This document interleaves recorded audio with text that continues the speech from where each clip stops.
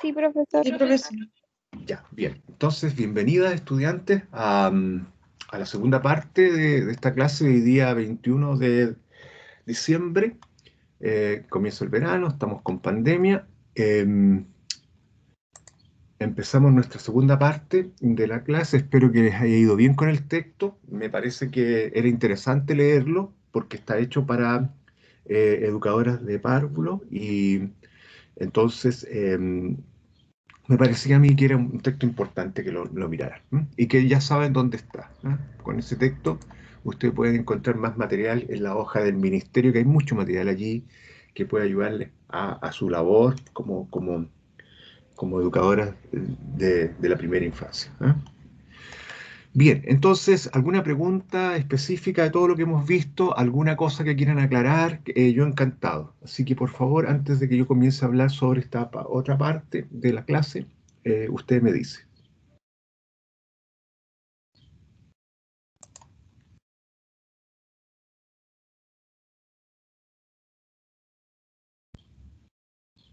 ¿Alguna pregunta, alguna duda del texto, de la clase que vimos antes, a las 8:30? ¿Alguna cosa?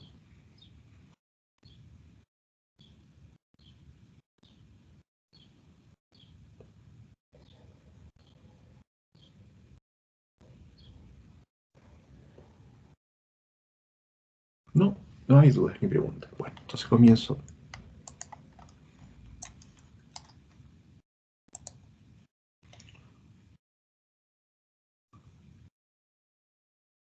Bueno, si nos centramos entonces en una escuela inclusiva o en una escuela que tiene preescolar, ¿no? Una escuela con preescolar, eh, si nos preguntamos qué debería cambiar en este estudiante para llegar a ser buen alumno, eh, la pregunta debería ser al revés, debería ser de otra forma, tal vez, o desde otra óptica, no sé si al revés, pero desde otra óptica, ¿no? Desde otra vereda. Eh, ¿Qué debemos cambiar para ofrecer oportunidades de aprendizaje a este estudiante para que llegue a ser buen estudiante? Entonces, ¿qué debemos cambiar nosotros como educadores para ofrecer oportunidades de aprendizaje a los estudiantes para que lleguen a ser buenos estudiantes? Esa sería una pregunta de una escuela o de un jardín o de un contexto de preescolar inclusivo. ¿Mm? Eh, entonces, algunas competencias que debemos tener los profesores, ¿eh? Para responder a esta práctica, a esta cuestión. ¿Mm? Primero, habilidad para resolver problemas. Vamos a ponerle un número mejor. Ahí está. Capacidad para evaluar las habilidades de un estudiante sin recurrir a pruebas estandarizadas. Yo creo que ahí ustedes, como educadoras, están mejor formadas que los profesores de básica y los de media. ¿Mm? Segundo, habilidades para tener en cuenta los intereses individuales de los estudiantes y utilizando su motivación intrínseca a la hora de proponer actividades de enseñanza. Tercero, capacidad para formular expectativas altas y diversas respecto a cada estudiante, lo cual implica desarrollar formas alternativas de evaluación. Esto es muy importante, chicas, ¿eh? Formular expectativas altas y diversas respecto a cada niño o niña. ¿Mm? Es muy importante que las niños y niñas entiendan que uno espera grandes cosas de ellos, para que así ellos puedan entender de que son valiosos. Y esto es fundamental, ¿eh? Si uno está todo el día pensando en que el niño no va, uno no espera nada de este niño o de esta niña, entonces lo más probable es que ellos lo perciban y que ellos entiendan que no son valiosos. En consecuencia, desde esa perspectiva, eh, nosotros jugamos un rol súper importante en esto, ¿eh? Eh, Les voy a contar un cuento para que ustedes me entiendan lo que estoy tratando de decir. Unos años atrás, haciendo clase en un magíster de directores, uno de los profesores que estaba allí, que era director, me contaba que él era director de un colegio, de un sector de la periferia de una ciudad, ¿sí? De lo que está más afuera del centro de la ciudad. ¿Sí? Entonces, era un sector pobre, ¿sí? O vulnerable, como le llaman hoy día, para esconder el tema de la pobreza, ¿no? Entonces, bueno, él dirigía ese colegio y se encontró con que el profesor de inglés, ¿sí? No hacía clases de inglés, solo hacía en su hora que los niños dibujaran. Entonces les pasaba hojas y lápiz para que dibujaran. Y se conformaba con eso. Entonces el director le pregunta, oye, le dije, pero ¿por qué hace esto? Entonces él le dice, el profesor de inglés dice, bueno, le dice, ¿para qué voy a enseñarle inglés a estos niños si nunca lo van a ocupar? Entonces el director le dijo, pero ¿cómo tú piensas eso? Sí, le dice, ninguno de estos va a llegar a estudiar la enseñanza media, se van a dedicar a trabajar apenas salgan de octavo. Entonces el director les dijo, pero al menos haz que los nombres que ellos dibujan sean en inglés. Si dibujan una casa, que la pongan en inglés. Si dibujan una flor, que la pongan en inglés. No, les dijo, ¿para qué? Si nunca las van a ocupar. No tenía expectativas altas ni diversas respecto al estudiante. Tenía un sesgo, ¿sí? Tenía un juicio cognitivo en donde él pensaba que esos niños y esas niñas no iban a avanzar más allá en la vida. Es muy fuerte lo que estoy diciendo, ¿eh? Pero sucede. Yo creo que ese profesor debería estar a cargo de la biblioteca, no debería hacer clase. Un profesor así no debería hacer clase, no está para hacer clase ya. Eh, que esté a cargo de la biblioteca, de pasar y de entregar libros, y sacarle el polvo a los libros y de preocuparse allí de que no es una tarea menor, pero no va a marcar a nadie, ¿eh? No le va a decir a nadie que no tiene ninguna esperanza. Bueno, vamos al número 4, capacidad para determinar cómo modificar las tareas que se propone cada estudiante, diseñar actividades en niveles de ejecución de forma que todos los alumnos puedan realizarlas. Esto es re importante, chiquillas, porque ustedes tienen que entender, y seguro que lo van a hacer así porque reciben muy buena formación en la Escuela de Educación Parvularia, que el tema de la psicología del aprendizaje y la psicología del desarrollo son fundamentales para captar en qué etapa de madurez emocional, cognitiva, están los niños y las niñas, y a partir de ahí uno tiene que armar, y de sus intereses, por supuesto, uno tiene que armar los procesos de enseñanza-aprendizaje. Lo digo de otra forma, todos los auxilios que tenemos desde la teoría en la psicología del aprendizaje dicen y nos entregan elementos comprobados para que nuestras clases puedan ser más efectivas y de calidad. Entonces, tenemos que saber sobre psicología del aprendizaje, porque así vamos a entender cómo los niños de preescolar aprenden.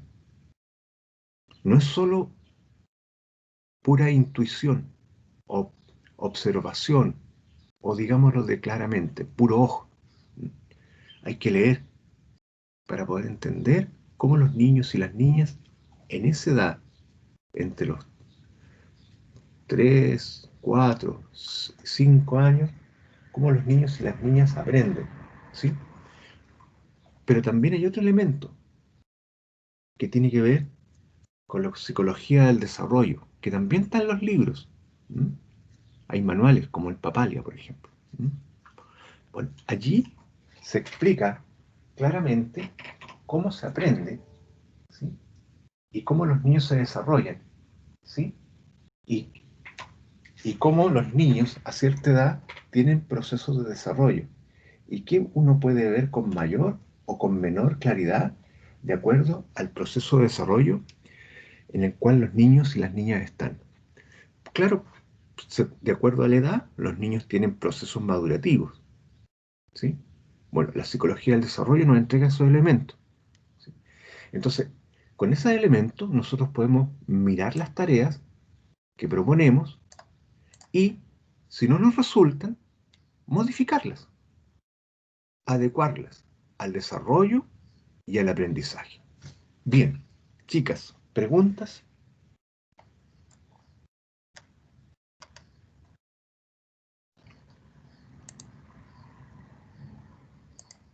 ¿Preguntas? No, profesor. ¿Me explico bien? ¿Hay alguna duda?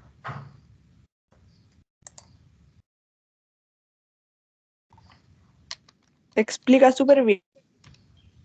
Bueno, entonces, se fijan que nuestra labor es súper importante e interesante además.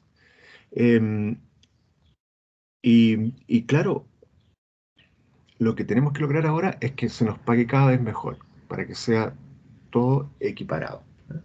Porque es importante también tener a la gente contenta en sus remuneraciones. ¿Eh? Entonces, desde esa perspectiva, volviendo al tema, podemos decir lo siguiente.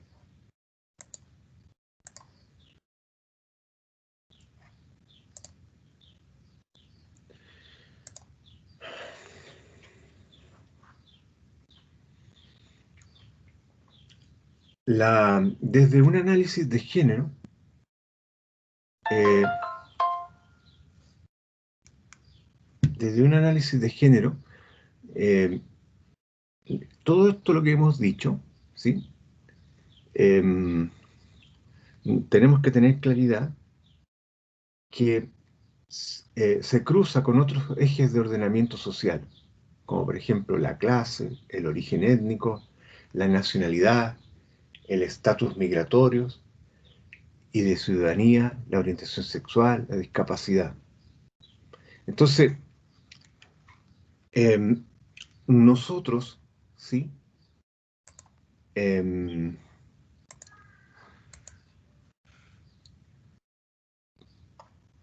esta capacidad que tenemos como profesores para responder en la práctica a esta cuestión de ser inclusivo, ¿sí? Desde un análisis de género, entonces eh, nosotros tenemos que tener eh, claro de que se cruza con otras variables, ¿sí? Con la nacionalidad, con el estatus migratorio, con la ciudadanía.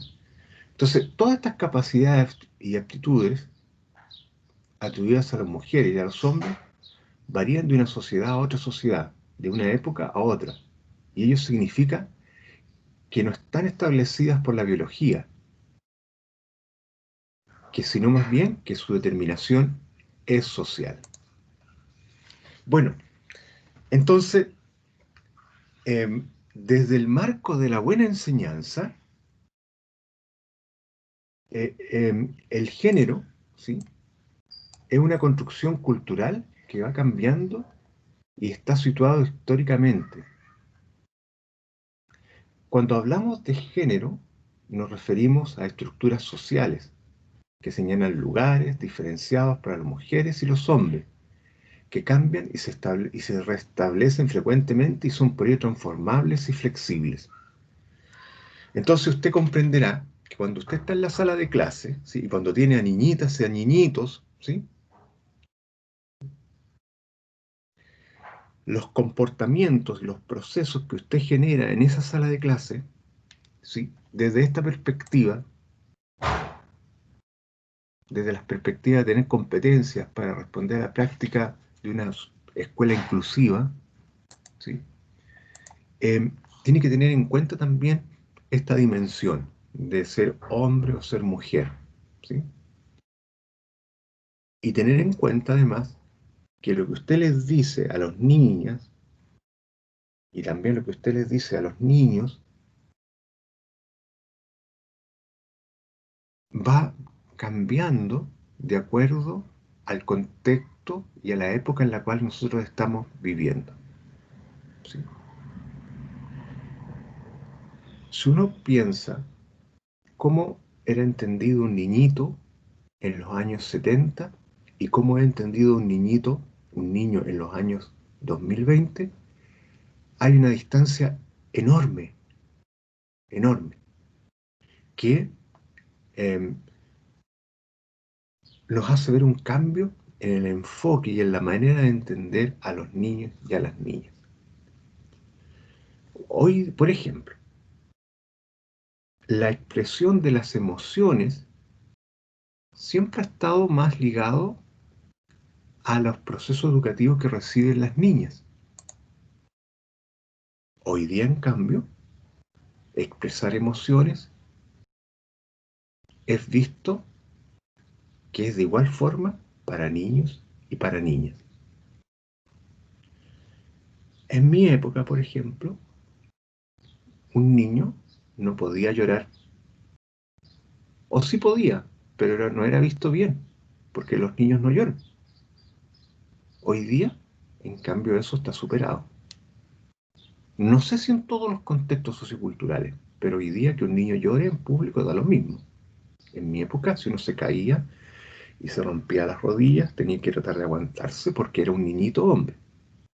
Esa concepción tiene que ver con una estructura social y esa concepción, en el fondo, involucra también lugares diferenciados para hombres y para mujeres. Por ejemplo, si usted entra a una escuela, en mi época, no sé si todavía es igual, los que están en el centro de la cancha son los niños y los que están en la periferia de la cancha son las niñas. Los que ocupan los espacios al interior de la cancha de recreo, o de fútbol, o de baby fútbol, son los hombres, jugando la pelota, jugando con cualquier cosa. En cambio, las niñas se mueven por la periferia. Entonces, cuando se habla de género, nos referimos a estructuras sociales que se señalan lugares diferenciados para las mujeres y los hombres, que cambian y se restablecen frecuentemente y son por ello transformables y flexibles. Entonces nosotros como educadores tenemos que prepararnos para preparar a las nuevas generaciones en nuevas formas de entender ser hombre o ser niña o mujer. Bien, niñas, ¿me explico bien? ¿Alguna pregunta?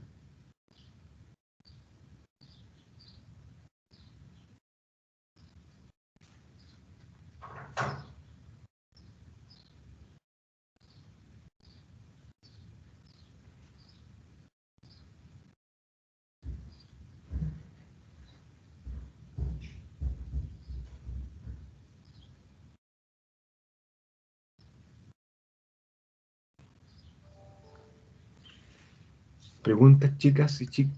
¿Alguna pregunta?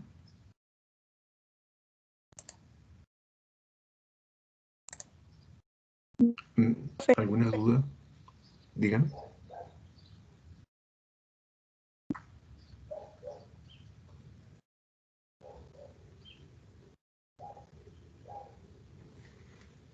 ¿Hola? ¿Preguntas? ¿Alguna pregunta? ¿Alguna duda?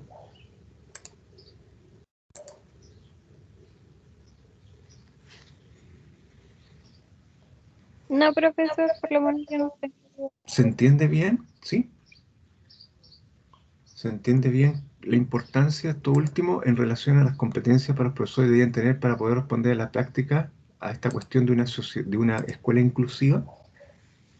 ¿Me explico bien? Sí, profe.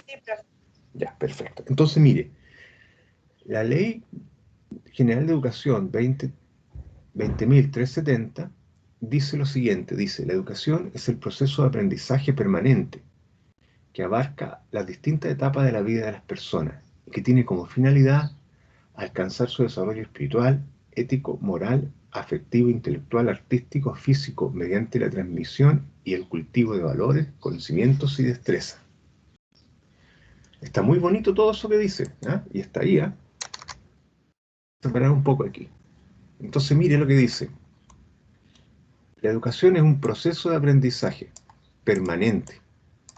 Eso es muy interesante, permanente, que abarca las distintas etapas de la vida. Nosotros hoy día estamos evocados a las primeras etapas de la vida, ¿m? Como educador de párvulos. ¿Y cuál es la finalidad? Que los niños y las niñas se desarrollen de forma espiritual, es decir, que le encuentren sentido a su vida, eso es lo espiritual. Ahora, si alguien es religioso, entonces le puede agregar a Dios ahí.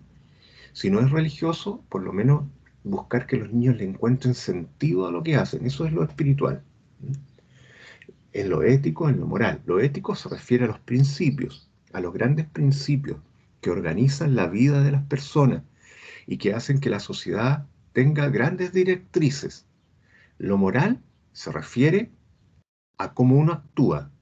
Lo ético son los grandes principios y lo moral son las acciones concretas en la realidad. Por ejemplo, yo tengo una familia, entonces tengo dos niños y a los niños les quiero enseñar a que no se coman los postres en forma indiscriminada, sino que cada uno se coma un postre o un trozo de torta.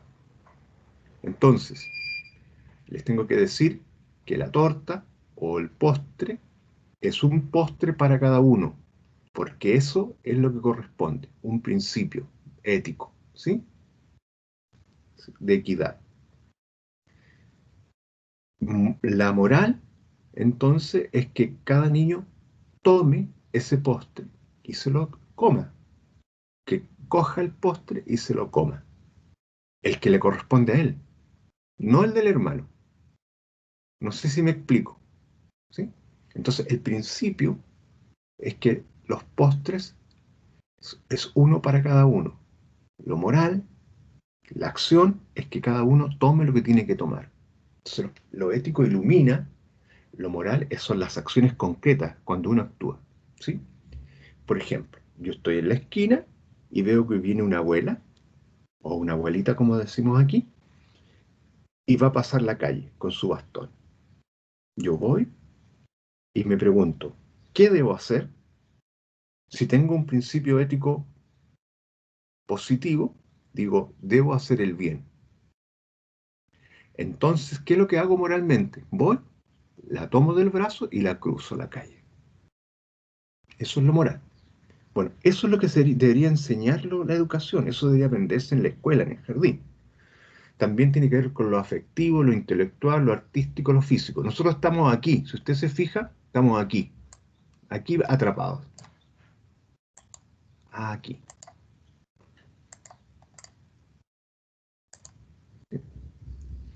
Bien, ¿y cómo se logra todo eso? A través de valores, conocimientos y destrezas.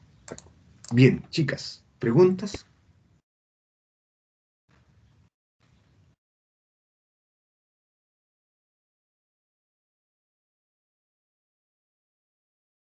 No, profesor. Bueno, se enmarca entonces todo esto en el respeto y la valoración de los derechos humanos y de las libertades fundamentales de la diversidad multicultural. ¿Cuáles son los derechos humanos? Derecho a tener una educación buena, una salud buena, una casa buena, derecho a tener una pega, un trabajo, perdón, derecho a tener acceso a Internet para informarse. Esos son derechos humanos de tercera generación, ¿sí? Derecho a poder circular libremente y decir lo que uno quiera sin temor.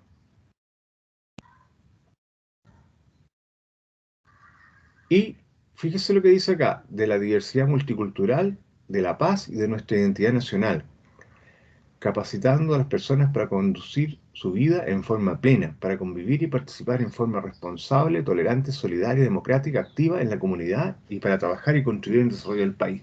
Como usted ve, tenemos una tremenda ley general de educación que yo creo que igual estamos lejos de poder lograr todo esto, ¿eh? No es tan fácil, es un proceso que se va implementando y que es nuestro deber como educadores seguir implementándolo. Bueno, preguntas.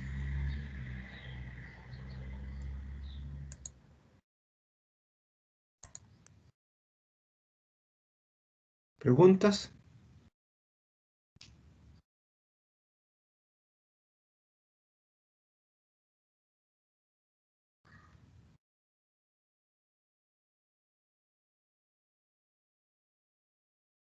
Muy bien. ¿No hay más preguntas? Muy bien, entonces vamos a seguir. Entonces, desde este posicionamiento consideramos idóneo hablar de género cuando nos referimos a diferencias generadas socialmente que impiden normalizar la igualdad de comportamiento, actitudes, sentimientos o capacidades. Los medios de comunicación de la escuela, la familia y otros grupos sociales reproducen roles estereotipados que los niños y las niñas van adquiriendo desde su nacimiento. ¿Qué es lo que les explicaba antes con lo de la cancha? En donde los que circulan al medio son los niños porque son más violentos, las niñas circulan por la periferia, no les vaya a pasar algo. La escuela debe ser la primera en romper esos estereotipos sociales en favor de la igualdad.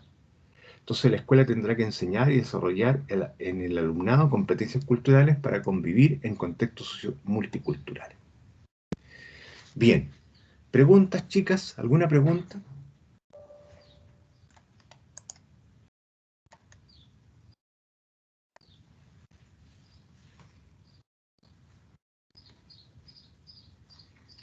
No, finalmente entonces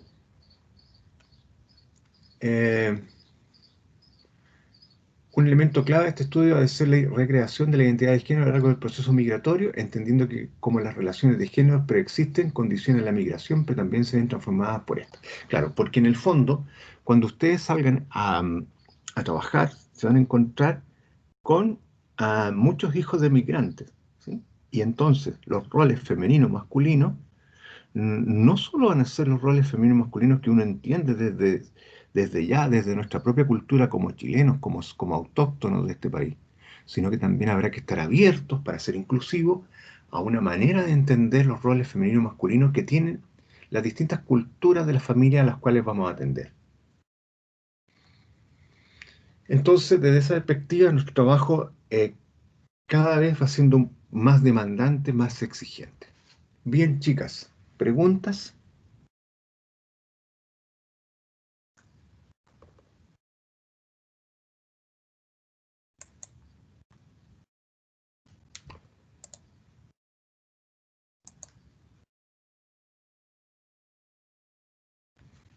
¿Alguna duda? ¿Alguna pregunta?